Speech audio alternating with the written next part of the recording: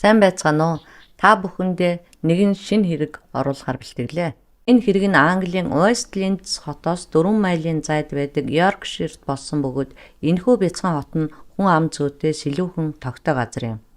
Хохирогч Len Turner гэдэг охин 1984 онд Michael Turner, Sharon Hawkett нарын охин болж мэндэлсэн бөгөөд зэг ихэн түүнийг баг байхад салсан ч Лена аавтайгаа байнга уулздаг энгийн сайхан харилцаатай байж.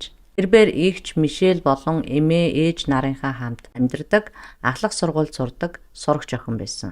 Энэ өөрийнхөө хамгийн дотны найз Сара Whitehouse-тайгаа хамт хичээл номоо хийгээд хичээлдээ ирэх очихдоо үргэлж хамт явдаг. Ер нь ихэнхдээ л цагийг хамт өнгөрөөдөг үе зайгүй найзууд байсан. 11-р сарын сүүлчээр дэлгүүрүүдэд Зул сарын баярын хямдрал зарлаад байсан болохоор тэр үеэр хоёулаа хамтдаа дэлгүүрээр явж шопинг хийё гэж ярилцаад 2011 оны 11-р сарын 26-ны ням гаригийн өглөө Лен эмээтэйгээ хамт сүмд очиж өглөөний залбирлаа хийсний дараа гэртээ ирж хувцас солиод найз Саратайгаа уулзгаар явсан байна.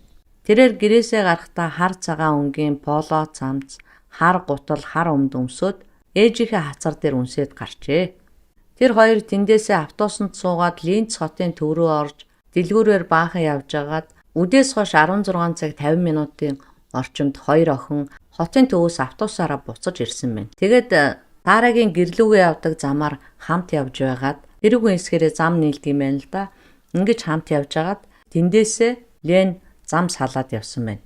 Сара хэсэг явж байгаад эргэж харахад Лен хаул гээл рүү чиглэсэн явган хүний замаар алхаж байхыг харсан. Тэрхүү явган зам нь бол уулын хажуугаар явдаг. Өдрийн цагаар л юу юм гэхээс биш шөнө орой бол хүмүүс тэр болгон яваад байдаггүй. Тийм буйдхан зам байсан. Магадгүй тухайн үед гэгээтэй байсан болохоор аюулгүй гэж бодсон байх л да. Ингээд охин бол тэндээс 20 минут алхаад гэртээ хүрчих газар байж. Сара гэртээ ирчээд 17 цаг 20 минутын үед Ленийг гэртээ очиж үгүй юу гэд ярихад ээж нь түүнийг гэртээ ирээгүй гэж хэлсэн. Лен охины ээж Sharon охиныхоо гэрлүүгээ явсан боловч одоо болтол орж ирээгүй байгааг хайхад гар утас руу байн залгаж хаана явааг нь мэдэх гэсэн боловч уцаа авахгүй байсан. Ээж нь тэгээд бүр гайхаад тасралтгүй байн залгаад ойролцоогоор бараг 20 удаа залгасан гинэ. Утас нь авахгүй байж яснаа 19 цагийн үед бүр холбогдохоо байсан. Тэгээд гэр бүлийнх нь сандраад сүм рүү очоод тэндээс хүн хүч нэмээд гарч иdən аваад тэр хавийнхаа хүмүүсийг бас дагуулад тэр шүнжингээ Ленийг буудан хашгирч ойг самнаж өглөө болгосон боловч ямар ч чимээ анир гарч сураг ажиг сонсогдохгүй байсан. Тийм учраас маргааш өглөө нь West Yorkshire-ийн цагдаа нар өсвөр насны хүүхдийг эрен сурвалжлах ажиллагааг эхлүүлсэн. Мөрдөгч Ким Грегер ахлуулсан цагдаагийн мөрдлөгийн баг 700 гаруй байшингийн гадаах задгай талбай, ойн захын шуудуу, ус зайлуулах сувг гэх мэтчлэн одоо охиныг нууж болохоор бүхэл газруудаар идэвхтэй эрен хайх үйл ажиллагаа явуулах нь мэдээж амаргүй байсан ч гэсэн тэд бол хайсаар л байсан. Дөрөмт хувцастай цагдаа нар эрэлч нохтыг хөтлөн айлуудаар явж газраар үзлэг хийж байхад нислэг тэрэг мөн хотын дээгүүр явж агаараар эрэл хайгуулыг хийж байсан. Гэвч одоо охины цогцсон ч гарч ирэхгүй ямар нэгэн баримт олдохгүй байсан. Цагдаагийнхан ямар нэг нотлох баримт олж цуглуулахын тулд айлуудыг хогоо аяхыг зогсоон хогийг нь хүртэл хурааж авч нягтлж исэн бөгөөд гэвч одоо 7 онсон учраас цаашид хог хаягдлыг тэр болгон цуглуулж шалгаад байх боломжгүй учраас хог цуглуулах үйл ажиллагааг зогсоосон юм байна. Ингээд цагдаа нар хамгийн сүүлд Лений өмсөж байсан хувцсыг Мишельд өмсүүлж хамгийн сүүлд явж байсан газраар нь яг тэр замаар явуулж зураг бичлэг хийсэн. Ингэж бичлэг хийснийхээ дараа тухайн бичлэгийг орон нутгийн телевизүүдээр нэлээд олон хүмүүс холбогдсон бөгөөд тэр дунд бол Паул гил дүүрэгт яг тэр цаг үеэр нэг эрэгтэй хүн нохоогоо халхилуулаад явж байхыг харсан тухай мэдээлэл орж ирсэн. Тэр үед тухайн хүнийг харсан хүмүүсээс асууж лавлаж тэр хүмүүсийн нийлмэл мэдээллээс аман зураг гаргаж авахд махлаг дугуй царайтай, хазар дээрээ халцархаан соригтой, ар ноосон малгайтай, ус нэвтрдэггүй хөрөм өмссөн байсан гэж гарч ирсэн байна. Тэр бол нэлээд бохор өмдтэй байсан тухай бас онцлж хэлсэн байна л да. Ингээд цагдаа нар бол аман зургийг гаргаж олон нийтэд мэдээлэл түгэж хэлсэн. Тэгээд бараг тэр хотод байдаг нохотой хүн болгоныг сэжиглэж тэр дундаас одоо 70 хүнийг сонгож аваад энэ дунд л одоо байж магадгүй гэж шалгаж үзсэн боловч яг энэ нь одоо боломжит сэжигтэн гэж хэлчихэр хүн бол гарч ирэхгүй байсан. Сэжигтэн олдохгүй байсан болохоор хэрэг үрдэлт мөрдөн байцаалтын явц цаашдаа нэлээд удааширч хийн дуйлан бүдгэрч эхэлсэн ч хохирогчийн гэр бүл болон хотын иргэд Лений кейсийг стандар болон олон нийтэд байн сануулж ерөн чадах бүхний хийжсэн. 3 хүүхдийн эцэг Шон Кларк гэдэг хүн энэхүү хэргийн талаар сонсоод хэргийн талаар баттаа мэдээлэл өгсөн хүнд 10,000 фунт стерлингийн шагнал өгнө гэж амласан. Исланд Фуд супермаркет Лений зургийг тухайн дэлгүүрээр худалдаалагдж байгаа сүүний хайрцаган дээр хэвлэж "Чи намайг харсан уу?" гэсэн бичгтээ хэвлэмэл зурагт хуудсуудыг энд тэнд нааж рекламны том самбарууд дээрч түүний зургийг тавьж байлаа. Ингэтэл зарим нэг хотуудад түүнийг харсан гэх зураг гарсан байсан боловч шалгаж үзэхэд бол тэр нь батлагдаагүй. Эцэг их нь байнга шахан телевизийн нэвтрүүлгүүдэд орж аль болохоор одоо охиныхоо хэргийг олон нийтэд мартуулахгүй байхыг хичээж байлаа. За ингээд энэ хугацаанд 2000 орчим хашаа сарвч байшинд нэгжлэг хийсэн бөгөөд түүнийг дэлгүүрээс буцаад гэрлүүгээ явсан яг тэрхүү маршрутын дагуу 1200 байшинд нэгжлэг хийсэн байна. Бүс нутагт амьдарч байсан 140 орчим эрэгтэй хүнээс ДНХ-ийн шинжилгээ авч хот орчмын янз бүрийн газруудад наривчилсан шинжилгээ хийсэн боловч хөөрхөн охины байгаа газрыг олоогүй. Охины цогцсон олдоогүй болохоор хүмүүст баг ч гэсэн найдлага үлдэж найз нөхдөмч түүнийг эсэн минь дэргээд ирээсэ хэмээн залбирцгааж байсан. Угаасаа тэр үед тэгж найтахаас өөр ямар ч арга тэдэнд үлдээг байлаа. Гэтэл 2001 оны 8 дугаар сарын 20-ны өдөр буюу охиныг алга болсноос 9 сарын дараа ойд нэгэн аимшигт олдвор илэрсэн хөөрхөн охины цогцс байлаа. Гэтэл яг тэр өдөр Лений ангийнхан шалгалтынхаа хариуг авахар сургууль дээрээ цуглараад байлаа. Марк Бессон гэдэг залуу хоёр нохоогоо дагуулan хойд Йоркширийн ойролцоо Ленли Вудс руу алхаж явтал нохот нь шигүү модтой нэгэн газар руу гүйгээд явчихсан гинэ. Марк ч ногтойхоо хойноос дагаад очвол овоолсон хог маягийн юм байсан бөгөөд гадна талаар нь уяагаар багалсан цэцэгтэй хүнжил харагдсан. Тэгээд тэр очиод цэцэгтэй хүнжлийг боосон уяагийн тайлахад дотор талд нь хогийн ууданд хийж амын босон хүний цогцос гэмээр зүйл байсан байна. Тэгээд тэр залуу энэ бол нөгөө алга болсон Лен охины цогцос байж магадгүй юм а гэдгийг шууд ойлгоод цагдаар ууцтаж мэдэгдэв.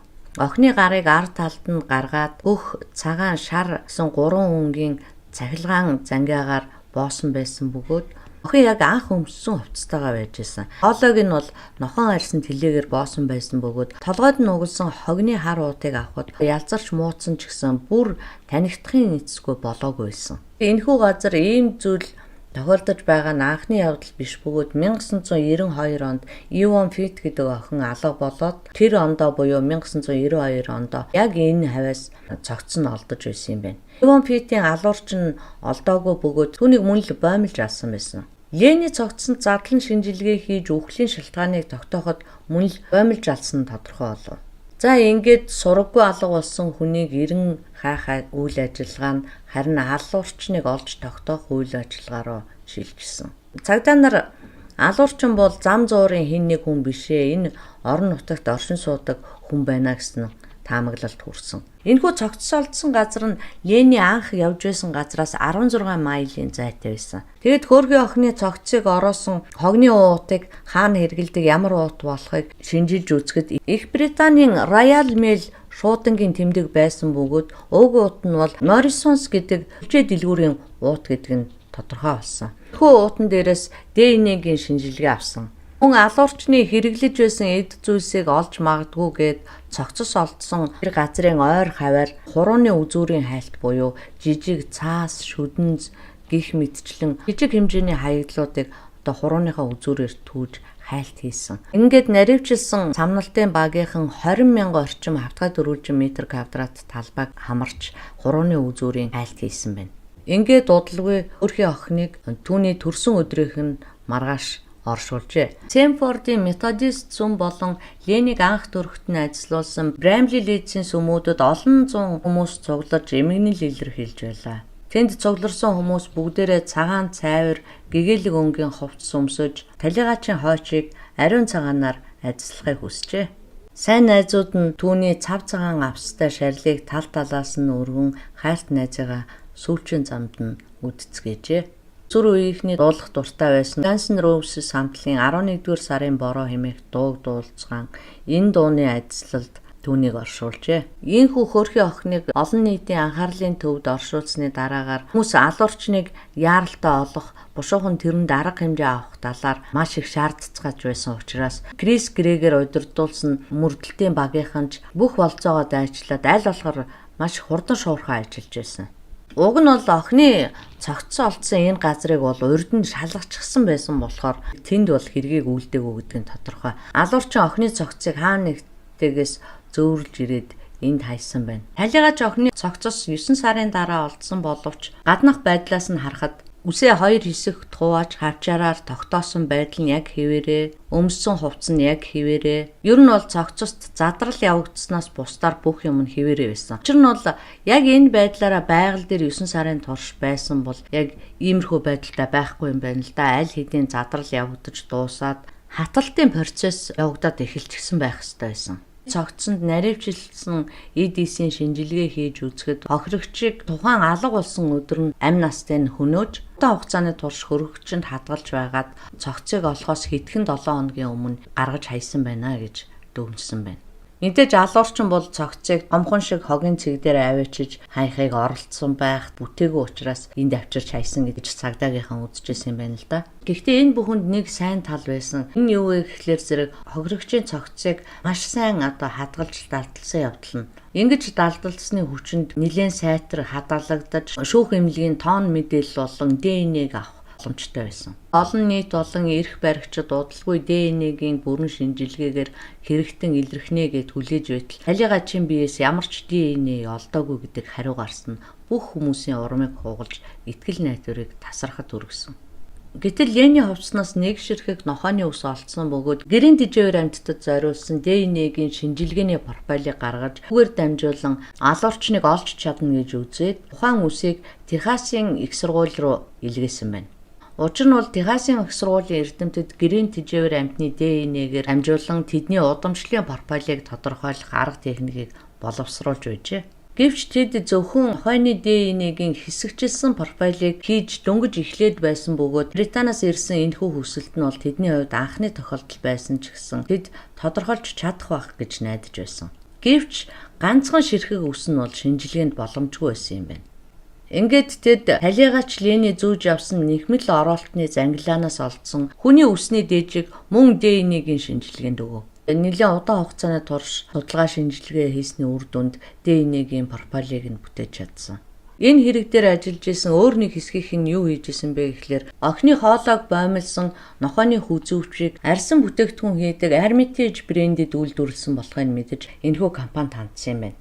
Гэтэл тухайн компани Их Британь даяар тухайн хүзүүвчийг 220 хүнд худалдаалсан гэж мэдгдсэн. Тэгвэл тэр 220 хүн донд 10 Yorkshire Leeds-ийн орчим хаягаар хүргэгдсэн эсхийг лавлаж үзсэн байна. Гэтэл 112 дугаартай дуудлаган дээр гэрийн тижээбэл амьтдын унтлагын хувцас гэсэн дуудлага байсан бөгөөд Ливерпул хотын шуудангийн захиалга байсан. Ингээд мөн л наривчлаад үзтэл Hermitage брендийн 3 арьсан хүзүүвч зарсан байсан бөгөөд тэрхүү 3 мэдээллийг цагдаа нар руу явуулахад нь судалж эхэлсэн. Энэ 3 захиалагч дундаас John Taylor гэдэг захиалагч нь Bramley хотод амьдардаг байсан учраас илүү их сэжиглсэн байна л да. Энэхүү Bramley хот нь бол Лений хамгийн сүүлд харсан газраас 3-4 милийн зайд оршдог. Бөгөөд John Taylor гэдэг нэр нь бол энэхүү хэрэгт шинээр гарч ирж байгаа нэр биш юм байна. Учир нь анх нохойтой хүмүүсийг сэжиглэж байхад энэ хүнийг мөн шалгаж исэн байна. Гэвч тэрээр тухайн үед хэлэхдээ охиныг алга болохоос хэд хоногийн өмнө манай нохоо өгсөн гэж мэдүүлсэн байна. Тийм учраас зөвхөн байцаалд өгөөд өнгөрсөн. Ингээд мөрдөгчд дахин John Taylor-ыг шалгаж эхлэв. John Taylor бол 45 настай, гаднаас нь харахад жирийн л нэг залуу бөгөөд Royal Mail-ийн илгээмж хүргэлтийн жолоочоор ажилладаг байв. Тэрээр анх 15 настай байхдаа костюм хулгайлсан хэрэгээр яллагдаж 1981 онд төрсөн нэг хүү, 83 онд төрсөн нэг охинтой, тэгээд 1996 онд бол гэр бүлийн албан ёсоор салгуулсан юм байна. Тейлер гэртээ ганцаархнаа ам гүм амьдардаг байсан бөгөөд ан агнаж амьтанд хамлах дуртайг нь тооцвол ер нь жирээл нэг хүн. Хөршүүд нь хэлэхдээ Тейлор бол туулаа барьж тэрийгэ тамалж тарчлаадаг, мөн хулгаагаар олон удаа үнэг ангнаж байсан гэдгийг нэлжээ.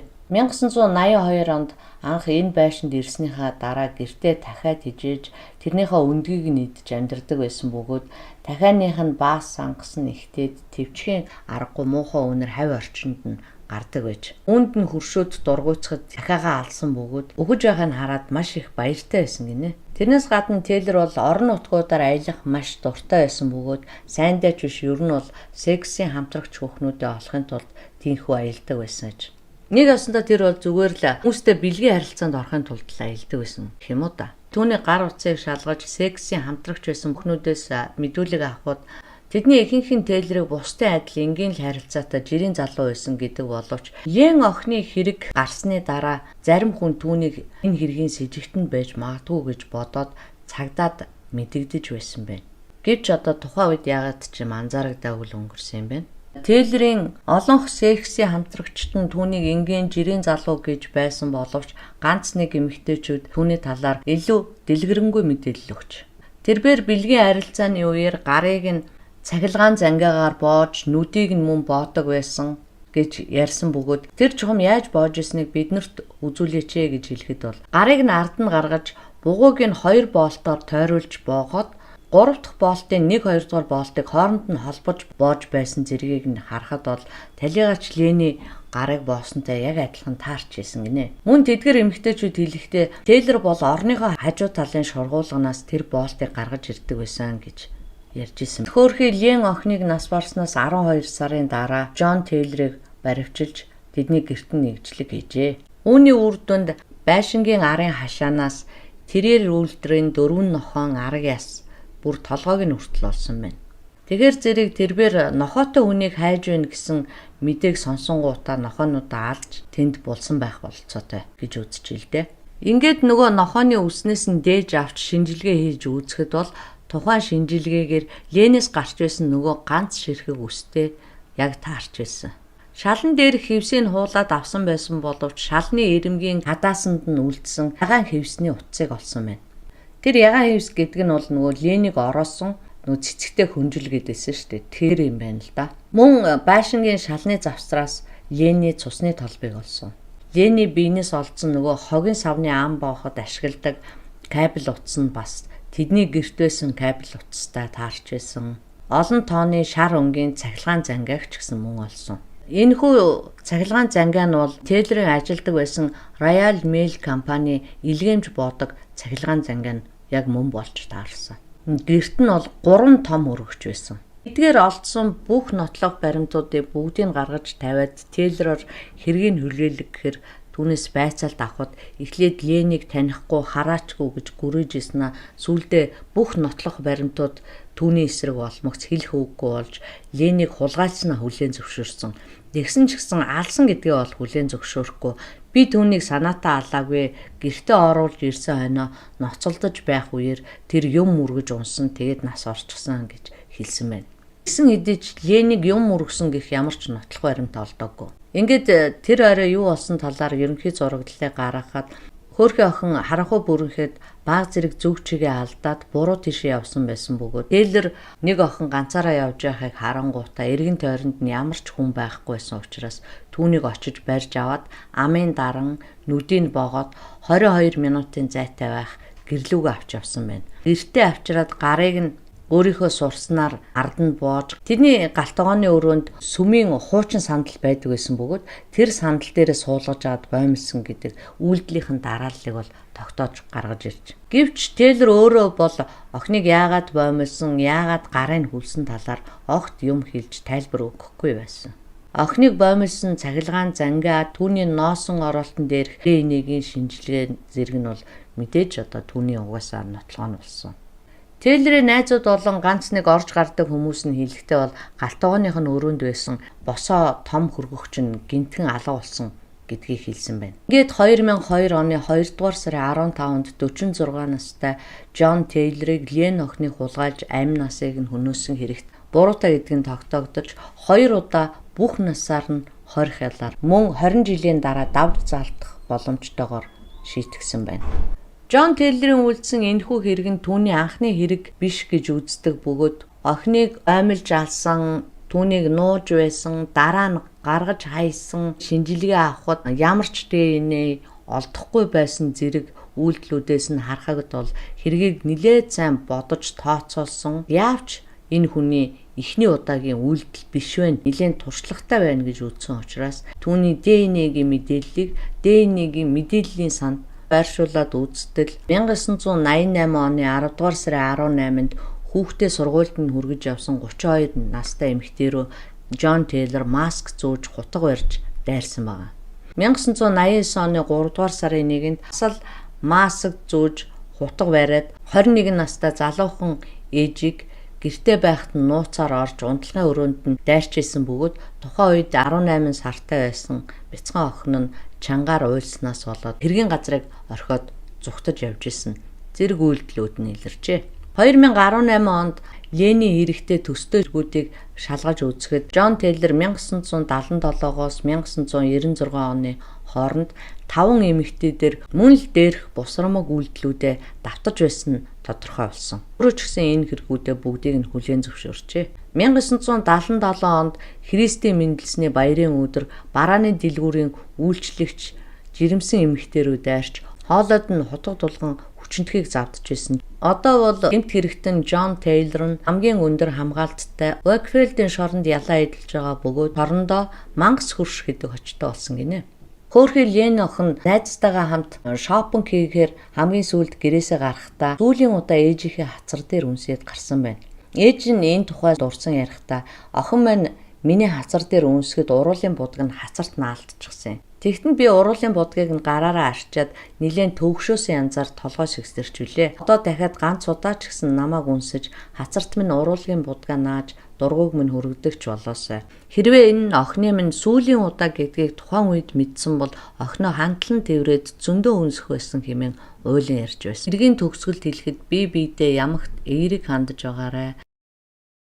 Энд дээр нэг юм хэлэхэд би энэ хэргийг орчуулж агаад бараг дунд нь орсон нэг дахианы баа сангас гэдэг хэсэг дээр очисон чинь урд нь энэ хэрийг нэг сонсч ирсэн юм шиг санагдаад явцсан. Ямар сувг ярьсныг ч бүр санахгүй байна. Гэтэ ярьсан байж магадгүй гэж над бодогдоод байгаа юм л да. Нэг хайж үзэх гэснээ шууд нүдэн аниал хийчихье гэж одоо тэгэл хийцэн байгаа шүү. За тэгээд шинээр сонсож байгаа хүмүүс маань лайк, subscribe-а дарж намайг дэмжээрэй. Миний хийж байгаа энэ хүн нэвтрүүлгүүдийг байнга сонсдог, намайг дэмждэг, надад тип donation өгөх хүсэлтэй байгаа найз нөхөд маань та нартаа зориулаад би дансны дугаар бичсэн байгаа шүү. Дараагийн нэвтрүүлгээр уулзлаа. Түр баяртай. Та бүхэндээ бүгдэд нь ажлын өндөр амжилт хүсье.